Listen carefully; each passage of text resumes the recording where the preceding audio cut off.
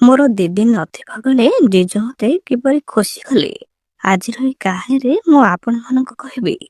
ଭିଡିଓଟିକୁ ଶେଷ ପର୍ଯ୍ୟନ୍ତ ଦେଖନ୍ତୁ, ବହୁତ ମଜା ଆସିବ। ମୋର ଦିଦିର ଏବେ ନୂଆ ନୂଆ ବାହାଘର ହୋଇଥିଲା ଏବଂ ମୋର ଜେଜେ ମଧ୍ୟ ଆମ ସହିତ ହିଁ ରହୁଥିଲେ।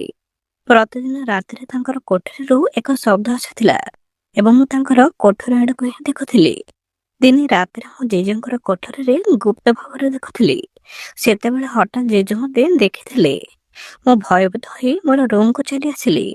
ଏହାପରେ ଜେଜେ ମୋ ସହିତ ବହୁତ ଭଲ ଭାବରେ କଥାବାର୍ତ୍ତା କରିବାକୁ ଲାଗିଲେ ଏବଂ ତାଙ୍କ ସହ କଥା ହେବାକୁ ମଧ୍ୟ ମତେ ବହୁତ ଭଲ ଲାଗିଲା। ଦିନେ ଆମେ ଦୁହେଁ ଘରେ ଏକୁଟିଆ ଥିଲୁ। ଜେଜେ ମୋର ରୁମକୁ ଆସି କଥା ହେବାକୁ ଲାଗିଲେ। କଥାବାର୍ତ୍ତା ବେଳେ ଆମେ ଦୁହେଁ ଅତି ନିକଟତର ହୋଇଗଲୁ। କିଛି ସମୟ ପରେ ଜେଜୁ କୋଠରୀର କବାଟକୁ ବନ୍ଦ କରିଦେଲେ। ତାପରେ ମତେ ଖଟ ଉପରେ। ମୋର ନାମ ଲିଜା ଏବଂ ଆମେ ଦୁଇ ଭଉଣୀ।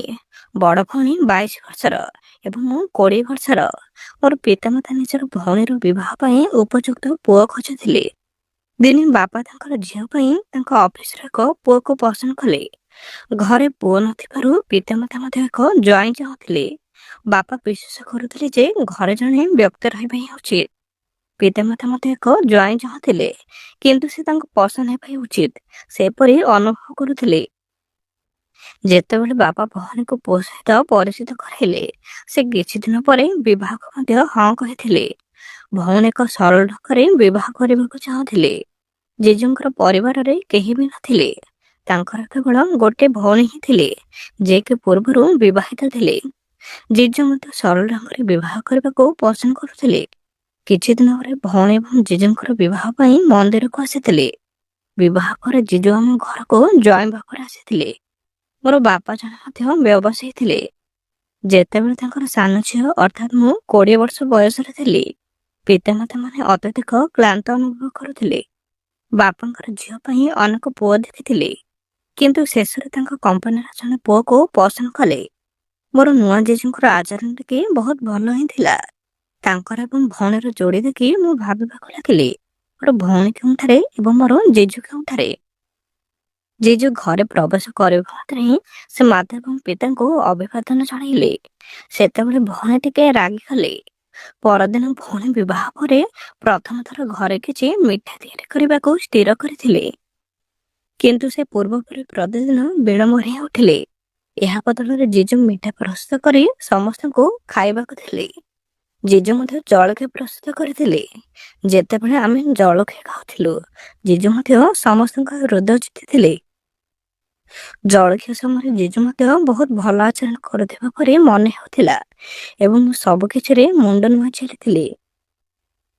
ସେଦିନ ବାପା ତାଙ୍କର ଝିଅ ଅଙ୍କିତାଙ୍କୁ ପଚାରିଲେ କି ମୋର ବ୍ୟବସାୟର ଦାୟିତ୍ୱ ଦେଇ ମୁଁ କିଛି ଭୁଲ କରିଛି କି। ବାପା କହିଛନ୍ତି କି ତୁ ମୋର କମ୍ପାନୀର କାର୍ଯ୍ୟକୁ ସଠିକ ଭାବରେ ପରିଚାଳନା କରିବାରେ ସକ୍ଷମ କି ନୁହଁ, ଏଥିରେ ମତେ କିଛି ବି ଫରକ ପଡିବ ନାହିଁ। ବାପାଙ୍କର କଥା ଶୁଣିବା ପରେ ଭଉଣୀ କହିଲା, ବାପା ତମେ ଆଦୌ ବି ଚିନ୍ତା କର ନାହିଁ। ମୁଁ ଟିକେ କ୍ଳାନ୍ତ ହେଇଗଲି, ତେଣୁ ମୁଁ ଆଜି ଟିକେ ଓଭରଲେପ୍ କଲି। କିନ୍ତୁ ବର୍ତ୍ତମାନ ମୁଁ ଏବେ ପ୍ରତିଦିନ କମ୍ପାନୀକୁ ଯାଇ କିଛି ନୂଆ ହିଁ ଶିଖିବି।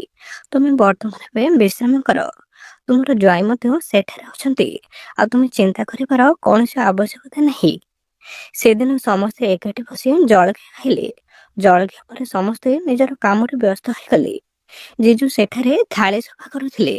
ତାଙ୍କୁ ଏହା କରିବା ଦେଖି ମୁଁ ତାଙ୍କୁ ସାହାଯ୍ୟ କରିବାକୁ ହିଁ ସ୍ଥିର କଲି। ଯେତେବେଳେ ମୁଁ ଥାଳି ଉଠାଇବା ଆରମ୍ଭ କଲି, ମୋର ହାତ ହଠାତ୍ ଜେଜୁଙ୍କର ହାତକୁ ଛୁଇଁଲା। ସେତେବେଳେ ଆମର ଆଖି ପରସ୍ପର ସହିତ ଧକ୍କା ହୋଇଥିଲା। ଜେଜୁ ମତେ ଭଲ ପାଉଥିବା ଆଖିରେ ଚାହିଁଲେ ଏବଂ ମୁଁ ହସିବାକୁ ଲାଗିଲି ଏବଂ ମୁଁ ଏହା କହି ସେଠାରୁ ଚାଲିଗଲି। ଠିକ ସେତେବେଳେ ଜେଜୁ ମୋର ହାତ ଧରି ପଚାରିଲେ କି ତୁମର ନାମ ଲିଜା ଠିକ ନା? ତୁମେ ଏତେ ଚୁପ୍ କାହିଁକି? ଗତକାଲି ଠାରୁ ତୁମେ ଗୋଟେ ଶବ୍ଦ କହିଥିବାର ମଧ୍ୟ ମୁଁ ଜମା ବି ଦେଖି ନାହିଁ। ତୁମର ମା ଏବଂ ବାପା ମଧ୍ୟ ତୁମକୁ ଡାକିଲେ, ତାପରେ ମୁଁ ତୁମର ନାମ ଶୁଣିଲି। ତୁମେ ମୋର ରୁମରେ ରହିବାକୁ ପସନ୍ଦ କରୁନାହ କି? ଜେଜୁ ମୋ ସହିତ ଖୋଲାଖୋଲି ଭାବରେ କଥା ହେବା ଆରମ୍ଭ କଲେ। ସେତେବେଳେ ସେ ମୋ ବିଷୟରେ କିଛି ଭୁଲ ଧାରଣା କରିଥିଲେ। ମୁଁ କହିଲି କି ତୁମ ପରି ଜଣେ ସିଦ୍ଧ ଶିଶୁ ପାଇଁ ମୁଁ ବହୁତ ଭାଗ୍ୟବାନ ଅଟେ। ମୋର ପ୍ରଶଂସା ଶୁଣି ଜେଜୁ କହିଲେ କି ଲିଜା ମତେ ଏତେ ପ୍ରଶଂସା କର ନାହିଁ। ସେଇଦିନ ଠାରୁ ଆମ ମଧ୍ୟରେ ମଜାଦାର ପରିବେଶ ବିକଶିତ ହେଲା, କିନ୍ତୁ ପରବର୍ତ୍ତୀ ସମୟରେ କଣ ହେବ ମୁଁ ଚିନ୍ତା କରିନଥିଲି। ଏହି ଘଟଣା ଘଟିବା ବେଳକୁ ମୋର ଭଉଣୀର ବିବାହ ହେବାର 1 ମାସ ବିତିଗଲା। ଗୋଟେ ମାସ ପରେ ଭଉଣୀ ଘରକୁ ଏକ ଖୁସି ଖବରର ଘୋଷଣା କଲେ। ବାପା, ବର୍ତ୍ତମାନ ତୁମେ ଏବେ ଜେଜେବାପା ହେବାକୁ ଯାଉଛ। ଏହା ଶୁଣିବା ପରେ ଆମେ ସମସ୍ତେ ମଧ୍ୟ ବହୁତ ଖୁସି ହୋଇଗଲୁ। ଗତ କିଛି ଦିନ ହେବ ଭଉଣୀ ମଧ୍ୟ ତାଙ୍କର ବ୍ୟବସାୟରେ ବାପାଙ୍କୁ ସାହାଯ୍ୟ କରୁଥିଲେ। ସେମାନେ ଖୁସି ଖବର ଶୁଣିବା ମାତ୍ରେ ମା ଏବଂ ବାପା ନିଜର ଭଉଣୀଙ୍କୁ କହିଥିଲେ, ବର୍ତ୍ତମାନ ଅଧିକ ଆଉ ଖୁସି ହୁଅ ନାହିଁ, ତୁମ ପିଲାଙ୍କର ଏବେ ଯତ୍ନ ନେବାକୁ ପଡିବ। କିନ୍ତୁ ଭଉଣୀ କହିଛନ୍ତି କି ମୁଁ ଅସୁସ୍ଥ ନୁହେଁ, ମୁଁ ଏବେ ବହୁତ ଭଲ ଅଛି, ମତେ କେବଳ ଏବେ ବିଶ୍ରାମ ନେବାକୁ ପଡିବ। ମୋ ପିତାଙ୍କ ବ୍ୟବସାୟରେ ଏବେ ଯତ୍ନ ନେଇପାରିବି। ଭଉଣୀ ଟିକେ ରାଗିଗଲା ଏବଂ ଚିନ୍ତା ନ କରି ଏସବୁ କହିଲା। ଜେଜୁ ତାଙ୍କର ଆଚରଣକୁ ବହୁତ ଖରାପ ନଜରରେ ଦେଖିଲେ। ଭଉଣୀ ଚାଲିଯିବା ପରେ ଜେଜୁ ମା ଏବଂ ବାପାଙ୍କୁ କହିଥିଲେ, ଅଙ୍କିତାର କଥା ପ୍ରତି ଧ୍ୟାନ ଦିଅ ନାହିଁ।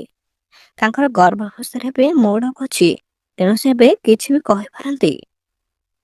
ମା ଏବଂ ବାପା ମଧ୍ୟ ଜାଣିଥିଲେ ଯେ ସେମାନଙ୍କର ବଡ ଝିଅ ଖରାପ ପରିସ୍ଥିତିରୁ ପୁଅଟିକୁ ପସନ୍ଦ କରିବେ। ଏହା ଜମା ବି ସମ୍ଭବ ନୁହେଁ, କିନ୍ତୁ ତାଙ୍କର କ୍ରୋଧ ଯୋଗୁଁ ଘରେ ଟେନସନ ସୃଷ୍ଟି ହେଉଥିଲା। ବାପା ଜେଜେଙ୍କର କାନ୍ଧରେ ହାତ ରଖି ଭିତରକୁ ଗଲେ। ତାପରେ ଜେଜେ ମଧ୍ୟ ସେଠାରୁ ଚାଲିଗଲେ। ମୁଁ ତାଙ୍କ ମୁହଁରେ ଥିବା ଦୁଃଖକୁ ସ୍ପଷ୍ଟ ଭାବରେ ଦେଖିପାରୁଥିଲି, କିନ୍ତୁ ମୁଁ ଆଉ କିଛି ବି କହିପାରିଲି ନାହିଁ। ମୋର ରୁମକୁ ଯିବା ଆରମ୍ଭ କଲି। ଠିକ ସେତେବେଳେ ମା ମୋର ସାମ୍ନାକୁ ଆସି କହିଲା, ତୁମେ ଯାଇ ଜେଜେଙ୍କ ସହ ଟିକେ କଥା ହୁଅ। ସେମାନେ ଘରେ ଅପରିଚିତ ବ୍ୟକ୍ତି ପରି ଅନୁଭବ କରିବା ଜମା ବି ଉଚିତ ନୁହେଁ। ମୁଁ କହିଲି କି ମା, ମୁଁ କିଛି ବି କହିପାରିବି ନାହିଁ। ଭଉଣୀ ତାଙ୍କ କଥାରେ ସବୁ କିଛି କହିଛନ୍ତି। ମା କହିଛନ୍ତି କି ଯଦି ଆମେ ବର୍ତ୍ତମାନ ଏବେ କଥାବାର୍ତ୍ତା କରୁନାହୁଁ, ସେମାନେ ଘରେ ଅପରିଚିତ ବ୍ୟକ୍ତି ପରି ଅନୁଭବ କରିବେ। ମାଙ୍କର କଥା ଅନୁସରଣ କରି ମୁଁ ଜେଜେଙ୍କ ସହ ଏବେ କଥା ହେବାକୁ ସ୍ଥିର କଲି। ମୁଁ ଯେତେବେଳେ ଜେଜେ ପାଖକୁ ଗଲି, ଦେଖି ତାଙ୍କ ଆଖିରେ ଏବେ ଲୁହ ଆସିଯାଇଛି। ମତେ ଦେଖି ସେ ସାଙ୍ଗେ ସାଙ୍ଗେ ମୁହଁ ବୁଲାଇ ଆଖି ଘଷିବାକୁ ଲାଗିଲେ। ତାପରେ ସେ ହସିବାକୁ ଲାଗିଲା ଏବଂ ମୋ ସହ ମଧ୍ୟ କଥା ହେବାକୁ ଲାଗିଲା। ଜେଜୁ କହିଲା କି ଲିଜା, ତୁମେ ଏଠାକୁ କାହିଁକି ଆସିଛ? ସେଠାରେ କିଛି କାମ ଅଛି କି? ମୁଁ ଜେଜୁ ପାଖରେ ବସି ପଚାରିଲି କି ଜେଜୁ, ତୁମର ସ୍ୱାସ୍ଥ୍ୟ ଏବେ ଠିକ ଅଛି କି? ତୁମେ ହସିଲ, କିନ୍ତୁ ମୁଁ ତୁମ ଆଖିରେ ଏବେ ଦୁଃଖ ଦେଖିଲି। ତୁମର ଏବଂ ତୁମର ଭଉଣୀ ସହିତ ସବୁ କିଛି ଠିକ ଅଛି କି? ଆପଣ ଜାଣନ୍ତି, ବର୍ତ୍ତମାନ ଆପଣ ପିତାମାତା ହେବାକୁ ଚାହୁଁଛନ୍ତି, ତେବେ ତୁମେ ଦୁହେଁ ପ୍ରେମ କାହିଁକି ଦେଖୁନାହ? ଜେଜୁ କହିଛନ୍ତି କି ବୋଧହୁଏ ଅଙ୍କିତା ଏସବୁ ଶୀଘ୍ର ବୁଝୁନାହାନ୍ତି। ମୁଁ ଭାବିଲି କି ବୋଧହୁଏ ସେ ଭଉଣୀ ସହିତ ଅଧିକ ଆଲୋଚନା କରୁନାହାନ୍ତି। ଏହା ବୁଝିବା ପରେ ମୋ ଜେଜେଙ୍କର କଥା ପ୍ରତି ମଧ୍ୟ ଅଧିକ ଧ୍ୟାନ ଦେଲି ନାହିଁ ଏବଂ ମୁଁ ସେଠାରୁ ଚାଲିଗଲି। ଜେଜୁ ମୋର ହାତ ଧରି ପଚାରିଲେ କି ତୁମେ ମୋ ସହ କଥା ହେବାକୁ ଆସିଛ କି? ଏହା ଶୁଣି ମୁଁ ବହୁତ ଖୁସି ଅନୁଭବ କଲି। ସେଦିନ ଠାରୁ ମୁଁ ଅନୁଭବ କରିବାକୁ ଲାଗିଲି ଯେ ଜେଜୁ ମୋ ଉପରେ ଏବେ ନଜର ରଖିଛନ୍ତି। ଦିନେ ମୋର ମନେ ପଡିଗଲା କି ମୋର ପରୀକ୍ଷା ଏବେ ଶୀଘ୍ର ଆରମ୍ଭ ହେବାକୁ ଯାଉଛି। ସେଦିନ ରାତିରେ ମୁଁ ସଂଶୋଧନ କରି ରାତି 10ଟା ପର୍ଯ୍ୟନ୍ତ ମୁଁ ଅଧ୍ୟୟନ କଲି। ମୁଁ ଏବେ ନିଦ୍ରା ଅନୁଭବ କରୁଥିଲି। ମୁଁ ପ୍ରତିଦିନ ରାତି 9ଟା ବେଳେ ହିଁ ଶୋଇ ପଡିଥିଲି, କିନ୍ତୁ ସେଦିନ ମୁଁ ଆଉ 1 ଘଣ୍ଟା ଜାଗ୍ରତ ରହିବାକୁ ସ୍ଥିର କଲି। ତେଣୁ ନିଜକୁ ଜାଗ୍ରତ ରଖିବା ପାଇଁ ମୁଁ ରୋଷେଇ ଘରକୁ ଯାଇ କଫି ତିଆରି କରିବାକୁ ଚିନ୍ତା କଲି। ମୁଁ ଯେତେବେଳେ ରୋଷେଇ ଘର ଆଡକୁ ଯାଉଥିଲି, ମୋର ଆଖି ଏବଂ ମୋର ଭଉଣୀର କୋଠରୀ ଉପରେ ପଡିଗଲା। ମୋର ଭଉଣୀର ବିବାହ ପରେ ମୁଁ ତାଙ୍କର କବଡ଼ଟାକୁ ଚାହିଁବାକୁ ଚେଷ୍ଟା କଲି ନାହିଁ, କିନ୍ତୁ ସେଦିନ ରାତିରେ ମୁଁ ତାଙ୍କର କୋଠରୀ ଆଡକୁ ଚାହିଁଲି। ମୁଁ ଧୀରେ ଧୀରେ ଭଉଣୀର କୋଠରୀର ଦ୍ୱାର ନିକଟକୁ ଗଲି। ଭଉଣୀ ତାଙ୍କ ଉପରେ ଖୁସି ନୁହନ୍ତି, କିମ୍ବା ସେ ତାଙ୍କ ଠାରୁ ଆଶା କରାଯାଉଥିବା ସୁଖ ପାଇନାହାନ୍ତି। ଏହା ଭାବେ ମୁଁ ସେଠାରୁ ଚାଲିଯିବାକୁ ସ୍ଥିର କଲି। କିଛି ବି ଚିନ୍ତା ନ କରି ମୁଁ ଫେରି ଆସି ମୋର ଅଧ୍ୟୟନରେ ମଧ୍ୟ ଧ୍ୟାନ ଦେବାକୁ ଚେଷ୍ଟା କଲି। କିନ୍ତୁ ପରବର୍ତ୍ତୀ 2ରୁ 3 ଦିନ ପରେ ମୋର ଧ୍ୟାନ ପୁଣି ଥରେ ମୋର ଭଉଣୀର କୋଠରୀ ଆଡକୁ ଯିବାକୁ ଲାଗିଲା। ବର୍ତ୍ତମାନ ସାରା ରାତି ଏବେ ଜାଗ୍ରତ ରହିବାକୁ ଅଭ୍ୟସ୍ତ ହୋଇସାରିଛି। ଦିନେ ରାତିରେ ମୁଁ ଯେତେବେଳେ ମୋର ଭଉଣୀର କୋଠରୀ ଆଡକୁ ଗଲି, ହଠାତ୍ ମୋର ଜେଜୁ ମଧ୍ୟ ମୋର ସାମ୍ନାରେ ଦେଖାଗଲା। ତାଙ୍କୁ ଦେଖିବା ପରେ ମୁଁ ଟିକେ ଡରିଗଲି। ସେ କହିଲେ କି ମୋ ପାଇଁ ମଧ୍ୟ 1 କପ୍ କଫି ପ୍ରସ୍ତୁତ କର। ମୁଁ ଏହା ଶୁଣି ଟିକେ ଶାନ୍ତି ଅନୁଭବ କଲି। ମୁଁ କଫି ତିଆରି କରୁଥିବା ବେଳେ ଜେଜେ ମୋର ପାଖରେ ଠିଆ ହୋଇ ମତେ ହିଁ ଦେଖୁଥିଲେ। ସେ ପଚାରିଲେ କି ଲିଜା, ତୁମେ ପ୍ରତିଦିନ ଆମର ରୁମକୁ କାହିଁକି ଆସୁଛ? ତୁମର ଭଉଣୀ ହୁଏତ ଏଥିପ୍ରତି ଧ୍ୟାନ ଦେଉନାହାନ୍ତି, କିନ୍ତୁ ତୁମ ଉପରେ ମୋର ସମ୍ପୂର୍ଣ୍ଣ ଧ୍ୟାନ ହିଁ ଅଛି। ଆପଣଙ୍କ ମନରେ କଣ ଅଛି କି? ମୁଁ ଭାବିଲି କି ଜେଜେ ମୋ ଆଖିରେ କିଛି ଦେଖିଥିଲେ, କିନ୍ତୁ ମୁଁ ଆଉ କିଛି ବି କହିଲି ନାହିଁ। ଠିକ୍ ସେତିକିବେଳେ ଭଉଣୀ ସେଠାକୁ ଆସି ଜେଜୁଙ୍କୁ କ୍ରୋଧିତ ଭାବରେ ଚାହିଁଲେ। ଭଉଣୀ କହିଲେ କି ଶୁଭମ, ତୁମେ ଏଠାରେ ମୋର ସାନ ଭଉଣୀ ସହିତ ଏକୁଟିଆ କାହିଁକି କଥା ହଉଛ? ଏହା କହି ସେ ସେଠାରୁ ଚାଲିଗଲେ। ଲାଗୁଥିଲା ସତେ ଯେପରି ଜେଜୁ ତାଙ୍କର ଭଉଣୀର ଆଗମନ ଦ୍ୱାରା ଟିକେ ଆରାମ ପାଇଲେ, କିନ୍ତୁ ତାଙ୍କ ମୁହଁରେ ଟିକେ ଲଜ୍ଜା ମଧ୍ୟ ଦେଖାଗଲା। ସେ କଫି ନ ନେଇ ସେ ସେଠାରୁ ଚାଲିଗଲେ। ସେଦିନ ପରେ ମୁଁ ଜାଣିଶୁଣି ମୋର ଭଉଣୀକୁ ମଧ୍ୟ ଆଉ ଦେଖିଲି ନାହିଁ। ଏହି ସମୟ ମଧ୍ୟରେ ମୋର ପରୀକ୍ଷା ମଧ୍ୟ ସମାପ୍ତ ହୋଇଗଲା। ଅନ୍ତିମ ପରୀକ୍ଷା ଦିନ ହଠାତ୍ ମୋର ସାଇକେଲ ଭାଙ୍ଗିଗଲା। ଆମର ଅର୍ଥର ଏବେ ଅଭାବ ହୋଇନଥିଲା। ସେଥିପାଇଁ ମୋର ବାପା ମୋତେ ସ୍କୁଟି ଆଣିବାକୁ ଚିନ୍ତା କଲେ, କିନ୍ତୁ ମୁଁ ଜମା ବି ଚାହୁଁନଥିଲି। ତେଣୁ ମୁଁ ନିଜେ ସାଇକେଲରେ ଏବେ କଲେଜ ଯିବାକୁ ସ୍ଥିର କଲି। ଚକର ସମସ୍ୟା ହେତୁ ମୋର ଅଧଘଣ୍ଟା ପୁରା ନଷ୍ଟ ହୋଇଗଲା। ମୋର ସାଇକେଲ ଠିକ କରିଥିବା ବେଳେ ମୋର ଭଉଣୀ ମଧ୍ୟ ଅଫିସକୁ ଯାଉଥିଲେ। ସେ କେବେ ବି ପଚାରି ନାହାନ୍ତି ମୁଁ ଏବେ କଲେଜ ଯାଉଛି କି ନାହିଁ। ସେହି ସମୟରେ ଜେଜେ ମଧ୍ୟ ସେଠାରେ ଅଟକି ଗଲେ ଏବଂ ମୋତେ ଟିକେ ସାହାଯ୍ୟ କଲେ। ଜେଜେ ମୋର ଚକକୁ 15 ମିନିଟରେ ମରାମତି କରି ମୋତେ କଲେଜକୁ ନେଇ ଛାଡ଼ିଦେଲେ। ସେ ପଚାରିଲେ କି ଯଦି ତୁମର ସାଇକେଲ ପୁଣି ଭାଙ୍ଗିଯାଏ ନା, ତେବେ ତୁମେ ଏକୁଟିଆ କ'ଣ କରିବ? ଏହାପରେ ମୁଁ ତାଙ୍କୁ ସମର୍ଥନ କରିବାକୁ ସ୍ଥିର କଲି। ଯେତେବେଳେ ମୁଁ ସାଇକେଲରେ ଜେଜେଙ୍କର ପଛରେ ବସିଥିଲି, ଅନେକ ଥର ମୋ ହାତ ହଠାତ୍ ତାଙ୍କର କାନ୍ଧକୁ ହିଁ ଛୁଇଁଲା। 2 ଘଣ୍ଟା ପରେ ଯେତେବେଳେ ମୁଁ କଲେଜରୁ ବାହାରି ଆସିଲି, ଦେଖିଲି କି ଜେଜୁ ମୋତେ ଏବେ ଅପେକ୍ଷା କରିଛନ୍ତି। ସେ ମୋତେ ଘରକୁ ନେବାକୁ ହିଁ ଆସିଥିଲେ। ଯେତେବେଳେ ମୁଁ କାରରେ ବସିଥିଲି, ମୁଁ କୌଣସି ଆଉ ପ୍ରଶ୍ନ ପଚାରିବା ପୂର୍ବରୁ ହିଁ ଦେଖିଲି କି ଜେଜୁ ଘର ଆଗରେ ଏବେ କାରଟିକୁ ଅଟକାଇଥିଲେ। ସେ ମୋର ହାତ ଧରି ମୋତେ ଭିତରକୁ ନେଇଗଲେ। ମୁଁ ପଚାରିଲି କି ଆମେ ଏଠାକୁ କାହିଁକି ଆସିଛୁ, ଆଉ ଏହା କାହାର ହିଁ ଘର? ସେ କହିଥିଲେ କି ଏହା ମୋର ଛୋଟ ଘର। ମୁଁ ବିବାହ ପୂର୍ବରୁ ଏଠାରେ ହିଁ ରହୁଥିଲି, କିନ୍ତୁ ବିବାହ ପରେ ମୁଁ ଆଉ ଏଠାକୁ ଜମା ବି ଆସିନାହିଁ, କାରଣ ମୋର ଏଠାରେ କେହି ବି ନାହାନ୍ତି। ତୁମର ଭଉଣୀ ମୋର ଏହି ଘରକୁ ଜମା ବି ପସନ୍ଦ କରନ୍ତି ନାହିଁ, ତେଣୁ ମୁଁ ତୁମକୁ ଏଠାକୁ ଆଣିବାକୁ ପରାମର୍ଶ ଦେଲି। ମୁଁ ଜାଣେ କି ତୁମର ଭଉଣୀ ପରେ ତୁମେ ମୋ ଉପରେ କ୍ରୋଧ କରିବାକୁ ଚାହୁଁନାହ। ସେ କହିଲେ କି ତୁମେ ଆମର ଏହି ଘରକୁ କିପରି ପସନ୍ଦ କଲ। ଯେତେବେଳେ ମୁଁ ସେହି 3 ଦିନ ଘରକୁ ପ୍ରଶଂସା କଲି, ଜେଜେ ମଧ୍ୟ ବହୁତ ଖୁସି ହେଲେ। ମୁଁ କହିଲି କି ତୁମେ ଏହାକୁ ତୁମର ଘର କାହିଁକି କହୁଛ? ଏହା ଉପରେ ସେ କହିଲେ କି ତେବେ ତୁମେ ମୋର। ମୁଁ ତାଙ୍କର ପ୍ରଶ୍ନ ବିଷୟରେ ଚିନ୍ତା କରିବାକୁ ଲାଗିଲି। ଜେଜେ ମୋତେ ଖଟ ଉପରେ ବସି ମୋର ହାତ ଧରିଥିଲେ। ମୁଁ ଭାବିଲି କି ବୋଧହୁଏ କିଛି କହିବାକୁ ହିଁ ଯାଉଛନ୍ତି। ତାପରେ ମୁଁ ସେଠାରେ ହିଁ ଅଟକି ଗଲି ଏବଂ ତାଙ୍କର କଥାକୁ ଟିକେ ଅପେକ୍ଷା କରିବାକୁ ଲାଗିଲି। କିନ୍ତୁ ଜେଜୁ କେବଳ ମୋର ହାତ ଧରି ଗଭୀର ନିଶ୍ୱାସ ନେଉଥିଲେ। ତାପରେ ହଠାତ୍ ସେ କହିଲେ କି ଯେତେବେଳେ ତୁମେ ମୋ ସାଥିରେ ଥାଅ ନା, ମୁଁ ଜମା ବି ଏକୁଟିଆ ଅନୁଭବ କରେ ନାହିଁ। ମୁଁ ତୁମକୁ ଏବେ ପସନ୍ଦ କରିବାକୁ ଲାଗିଛି। ଏହା କହି ଜେଜୁ ମୋର 2 ହାତକୁ କାନ୍ଧରେ ରଖି ଆଉ ମୋତେ ଜୋରରେ ଧରି ମୋତେ ନିକଟତର କଲେ। ମୁଁ ତାଙ୍କର ବିବାହ ପରଠାରୁ ହିଁ ଭଉଣୀଙ୍କୁ ଭେଟୁ ନଥିଲି ଏବଂ ମୁଁ ମଧ୍ୟ ସେହି ମୁହୂର୍ତ୍ତକୁ ଉପଭୋଗ କରୁଥିଲି। ତେଣୁ ମୁଁ ତାଙ୍କୁ ଆଉ କିଛି ବି କହିନଥିଲି। ସେ ଅଙ୍କିତାଙ୍କୁ କହିଥିଲେ ଯେ ତୁମର କିଛି ମାସ ମଧ୍ୟରେ ହିଁ ଆରମ୍ଭ ହେବ, ତେଣୁ ଆପଣଙ୍କର କାର୍ଯ୍ୟକ୍ରମ ଏବେ ଆୟୋଜନ କରିବୁ। ଭଉଣୀ ତାଙ୍କର ମୋବାଇଲରେ ଏବେ ବହୁତ ବ୍ୟସ୍ତ ଥିଲେ। ଯେତେବେଳେ ସେ ତାଙ୍କର ପିତାଙ୍କର କଥା ଶୁଣୁଥିଲେ, ତାଙ୍କର ପିଲା ବିଷୟରେ ମୋର ପିତାମାତାଙ୍କୁ ଯାହା ବି କହିଥିଲି ସେଥିପ୍ରତି ସେମାନେ ଧ୍ୟାନ ଦେଲେ ନାହିଁ। ମୁଁ ଟିକେ ବିବ୍ରତ ହୋଇ ମୋର ଜିନିଷକୁ ଅଲଗା ରଖିବା ଆରମ୍ଭ କଲି। ସେତେବେଳେ ମୁଁ ଏକ ଛୋଟ ସାର୍ଟରେ ଥିଲି। ଜେଜୁଙ୍କୁ ଦେଖି ମୁଁ ଅନ୍ୟପଟେ ଦେଖିବା ଆରମ୍ଭ କଲି। ଜେଜୁ ଟିକେ ହସି ହସି କହିଲେ କି ଲିଜା, ମୋତେ ଦେଖିବା ପରେ ଲାଜ କର ନାହିଁ, କାରଣ ମୁଁ ତୁମର ନିଜ ହିଁ ଲୋକ। ତୁମର ଜେଜେ ମଧ୍ୟ ବହୁତ ବୁଦ୍ଧିମାନ ଅଟେ। ଏହା ତୁମର ହିଁ ଘର। ତୁମେ ବ୍ୟସ୍ତ ହେବାର ଆବଶ୍ୟକତା ନାହିଁ। ବର୍ତ୍ତମାନ କିଛି ଜିନିଷ ପାଖରେ ରଖନ୍ତୁ ଏବଂ କୌଣସି ଚିନ୍ତା ନ କରି ମୋର ସାମ୍ନାରେ ବସନ୍ତୁ। ସେ ମୋ ସହିତ ଅନାବଶ୍ୟକ ଭାବେ କଥାବାର୍ତ୍ତା କରିବାକୁ ଚେଷ୍ଟା କରୁଥିଲେ। ତୁମେ ଗତ କିଛି ଦିନ ବିଳମ୍ବରେ ଶୋଇବାରେ ଏବେ ଅଭ୍ୟାସରେ ପ୍ରବେଶ କରିଛ। ମୁଁ ଏହା ଶୁଣି ମୋର ଭଉଣୀକୁ ଏକ ମେସେଜ ପଠାଇଲି। ଭଉଣୀ ମୋର ମେସେଜ ପଢିବା ମାତ୍ରେ ହିଁ ସେ ସାଙ୍ଗେ ସାଙ୍ଗେ ମୋର ରୁମକୁ ଆସି ତୁରନ୍ତ କୋଠରୀରୁ ବାହାରକୁ ଚାଲିଗଲା। ଏହାପରେ ଯେତେବେଳେ ଭଉଣୀ ବାହାରକୁ ଗଲେ, ମୁଁ ଟିକେ ହାଲୁକା ଅନୁଭବ କଲି। ମୁଁ ଭଉଣୀ ଏବଂ ଜେଜୁଙ୍କ ସ୍ୱରକୁ ଧ୍ୟାନ ଦେବା ଆରମ୍ଭ କଲି। ଜେଜୁ ଭଉଣୀକୁ କହିଥିଲେ କି ପିତାମାତା ବର୍ତ୍ତମାନ ତୁମର ପିଲାଙ୍କର କାର୍ଯ୍ୟକ୍ରମ ବିଷୟରେ କହୁଛନ୍ତି, ତୁମେ ସେମାନଙ୍କୁ ଆଉ କହିନାହ କି?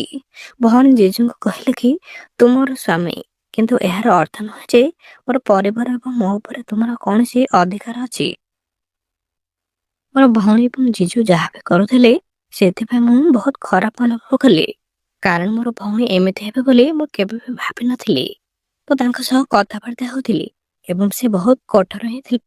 କିନ୍ତୁ ମୁଁ ସେହି ପରିସ୍ଥିତିରେ ବହୁତ ଶାନ୍ତ ହିଁ ଥିଲି ଏବଂ ମୁଁ ମଧ୍ୟ ଉପଭୋଗ କରୁଥିଲି ସେ ଜେଜୁଙ୍କୁ ଏସବୁ ସହିବାକୁ ପଡ଼ିବ। ଜେଜୁ ଭଉଣୀ ସହିତ ଅଫିସରେ ହିଁ ଥିଲା ଆଉ ମୁଁ ଦିନ ସାରା ତାଙ୍କ ସହିତ କଥା କରିବାକୁ ବହୁତ ଚେଷ୍ଟା କଲି, କିନ୍ତୁ ସେ ବହୁତ ରାଗିଗଲେ। ମୁଁ ପାଣିପୁରି ଖାଇବାକୁ ହିଁ ଯାଉଥିଲି ଏବଂ ତାଙ୍କୁ ଅନୁସରଣ କରି ଦେଖିନେଲି ସେ ତାଙ୍କର ପୁରୁଣା ଘରକୁ ଯାଇଛନ୍ତି। ତେଣୁ ମୁଁ ମଧ୍ୟ ସେହି ଘରକୁ ଯାଇ ଦେଖିଲି ଯେ ସେ ତାଙ୍କର ଶୋଇବା ଘରେ ବସିଛନ୍ତି। ଜେଜୁ ମତେ ଦେଖି ପୁରା ଆଶ୍ଚର୍ଯ୍ୟ ହେଇଗଲେ ଏବଂ କହିଲେ କି ଲିଜା, ତୁମେ ଏଠାରେ କଣ କରୁଛ? ମୁଁ ତାଙ୍କ ସାମ୍ନାରେ ସିଧାସଳଖ କହିବା ଆରମ୍ଭ କଲି, ଜିଜୁ ମତେ ସବୁ ସତ କଥା କୁହ। ଭଉଣୀ ତୁମ ସହିତ କଥା ହେବା ଅତ୍ୟନ୍ତ ଅପମାନଜନକ ଥିଲା। ତାଙ୍କ ଆଖିରୁ ଏବେ ଲୁହ ଝରିବାକୁ ଲାଗିଲା। ସେ କହିଲେ କି ମୁଁ ଭାବୁଛି କି ତୁମର ଯନ୍ତ୍ରଣାକୁ ଏବେ ବୁଝିପାରୁଥିବ, କିନ୍ତୁ ମୁଁ ଆଉ କଣ ବା କରିପାରିବି। ମୋର ମୁଣ୍ଡରେ ହାତ ରଖି କାନ୍ଦିଲା। ଠିକ ସେତିକିବେଳେ ଭଉଣୀ ମଧ୍ୟ ସେଠାକୁ ଆସିଯାଇଥିଲେ ଏବଂ ମା ଏବଂ ବାପା ମଧ୍ୟ ତାଙ୍କ ସହିତ ଥିଲେ। ଭଉଣୀ ଆମକୁ ଚାହିଁ ମା ଏବଂ ବାପାକୁ ପାଟି କରି କହିଲା, ତୁମେ ମୋ ପାଇଁ ଭୁଲ ସ୍ୱାମୀ ବାଛିଛ। ବର୍ତ୍ତମାନ ମୋ ପାଇଁ ଗର୍ଭବତୀ ଏବଂ ସେ ମୋ ଉପରେ ଏବେ ନଜର ରଖିଛନ୍ତି। ଭଉଣୀ କହିଲେ କି ବାପା, ବର୍ତ୍ତମାନ ମୋତେ ମୋ ଉପରେ ବିଶ୍ୱାସ ରଖ ଏବଂ ଏହି ମୂଲ୍ୟବାନ ବ୍ୟକ୍ତିଙ୍କୁ ଘରୁ ବାହାର କରିଦିଅ। ମୋର ଭଉଣୀର ଏହି ଶବ୍ଦ ମୋତେ ବହୁତ କ୍ରୋଧିତ କଲା। ମୋର ପିତାମାତାଙ୍କ ସାମ୍ନାରେ ମୋର ଭଉଣୀକୁ ପାଟି କରି କହିଲା, ମୂଲ୍ୟହୀନ ଝିଅ, ଏସବୁକୁ ବର୍ତ୍ତମାନ ବନ୍ଦ କର। ଗତ କିଛି ମାସ ଧରି ତୁମେ ଏହି ବ୍ୟକ୍ତିଙ୍କୁ ଭୁଲ ନାମ ଦେଉଛ। ତୁମେ ତାଙ୍କୁ ଅପରାଧୀ ବୋଲି କହୁଛ, କିନ୍ତୁ ପ୍ରକୃତ ଭୁଲ ହେଉଛି ତୁମର। ତୁମେ ତୁମର ଜନ୍ମ ପିତାମାତାଙ୍କୁ ଚିହ୍ନି ପାରିବ ନାହିଁ। ତୁମ ପିତାମାତାଙ୍କ ଦ୍ୱାରା ନାମ ଖରାପ ହେବ, ମୁଁ ଆଉ କଣ କରିବି? ଏହା ମଧ୍ୟ ମୁଁ ବୁଝିପାରୁନାହିଁ। ତାପରେ ମୁଁ ମୋର ଭଉଣୀର ସତ୍ୟତାକୁ ମୋର ବାପା ମାଙ୍କୁ କହିଲି। ବାପା ମା, ଭଉଣୀ ତୁମକୁ ଅନ୍ଧକାରରେ ରଖିଛି। ସେ ନିଜର ପ୍ରେମିକାର ସନ୍ତାନ ସହିତ ଗର୍ଭବତୀ ଅଟେ ଏବଂ ସେଥିପାଇଁ ସେ ଏହିସବୁ ହିଁ ଘଟିଗଲା। ବିବାହର କିଛି ଦିନ ପରେ ଯେତେବେଳେ ଜେଜୁ ଜାଣିବାକୁ ପାଇଲେ ଯେ ଭଉଣୀର ଅନ୍ୟ ସନ୍ତାନର ଏବେ ମା ହେବାକୁ ଚାହୁଁଛନ୍ତି, ତଥାପି ସେ ତାଙ୍କୁ ଜମା ବି ଛାଡ଼ି ନାହାନ୍ତି। ତାଙ୍କର ପ୍ରେମିକା କହୁଥିଲେ ଯେ ଆପଣଙ୍କର ପିତା ତାଙ୍କର ସମସ୍ତ ସମ୍ପତ୍ତି ଏବେ ହସ୍ତାନ୍ତର କରନ୍ତୁ, ସେତେବେଳେ ହିଁ ମୁଁ ତୁମକୁ ବିବାହ କରିପାରେ। ଏହା ଶୁଣି ସମସ୍ତେ ମଧ୍ୟ ପୁରା ଚକିତ ହୋଇଗଲେ। ପରିସ୍ଥିତି ଏପରି ହେଲା କି ତାପରେ ମା ଏକ ବଡ଼ ନିଷ୍ପତ୍ତି ନେଇ ଭଉଣୀକୁ କହିଲା, ଆଜି ତୁମେ ସେହି ପ୍ରେମିକାକୁ ଡାକ ଏବଂ ତାଙ୍କୁ କୁହ ଯେ ତୁମର ବାପା ସମ୍ପତ୍ତିରୁ ତୁମର ଏବେ ନାମ ହଟାଇ ଦେଇଛନ୍ତି। ଭଉଣୀ କହିଲେ କି ବର୍ତ୍ତମାନ ମୋର ପ୍ରେମିକା ଏବେ ନିଶ୍ଚିତ ଭାବରେ ତାଙ୍କ ବିଷୟରେ ହିଁ କହିବେ, କିନ୍ତୁ ମୋର ପ୍ରେମିକ ମୋତେ ବହୁତ ଭଲ ପାଆନ୍ତି। ତାପରେ ଭଉଣୀ ତାଙ୍କର ପ୍ରେମିକକୁ ଡାକି ତାଙ୍କୁ ସବୁ କିଛି କହିଥିଲା। ଯେତେବେଳେ ସେ ଜାଣିବାକୁ ପାଇଲେ ଯେ ତାଙ୍କର ପିତା ତାଙ୍କର ଭଉଣୀର ନାମ ସମ୍ପତ୍ତିରୁ ହଟାଇ ଦେଇଛନ୍ତି, ସେତେବେଳେ ସେ ତାଙ୍କୁ ବହୁତ ଗାଳି ଦେଇଥିଲେ। ସେ କହିଥିଲେ କି ମୋର ଏବଂ ତୁମେ ଏବଂ ତୁମ ଗର୍ଭରେ ଥିବା ପିଲା ମଧ୍ୟରେ ଆଉ କୌଣସି ସମ୍ପର୍କ ନାହିଁ। ମୋତେ ଆଉ ଜମା ବି ଡାକନ୍ତୁ ନାହିଁ। ଏହା କହି ସେ ଫୋନଟିକୁ କାଟିଦେଲେ। କିଛି ମିନିଟ ମଧ୍ୟରେ ହିଁ ସେ ନିଜର ଭଉଣୀଙ୍କ ନମ୍ବରକୁ ମଧ୍ୟ ଅବରୋଧ କରିଥିଲେ। ତାପରେ ଭଉଣୀ ତାର ଭୁଲ ମଧ୍ୟ ବୁଝି ସାରିଥିଲା। ମା ଏବଂ ବାପା ତାକୁ ମନାଇବା ପାଇଁ ବହୁତ ଚେଷ୍ଟା କରିଥିଲେ ଏବଂ ସେ ତାଙ୍କର ମିତ୍ର ସମ୍ପର୍କ ମଧ୍ୟ ଭାଙ୍ଗି ଦେଇଥିଲେ।